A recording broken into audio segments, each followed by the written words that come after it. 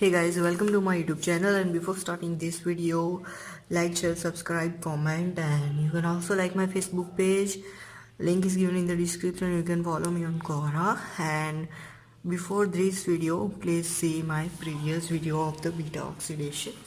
So this is energetics of beta oxidation, ATP yielding. So we took an example of palmitic acid. So palmitic acid is 16 carbon compound, and it's need 7 cycle to complete oxidation of the fatty acid.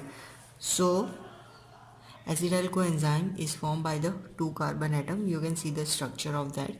So now this is 2 carbon structure, so we divide 16 by 2, so we got 8 acetyl coenzyme from the palmitic acid.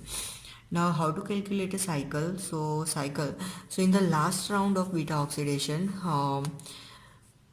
2 acetyl already we obtained.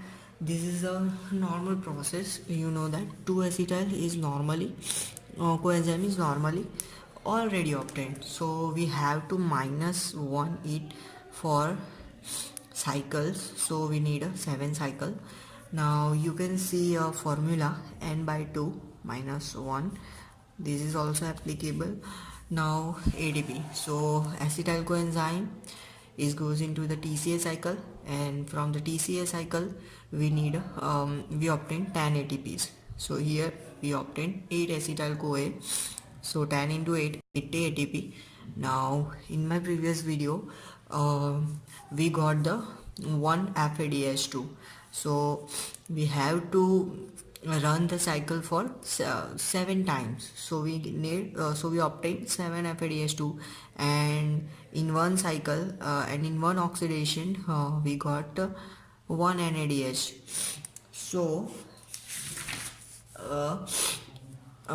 for 7 cycle we got 7, though 7 into 1.5, 7 into 2.5, 10 plus 17.5, so we total this and we get 108 ATP.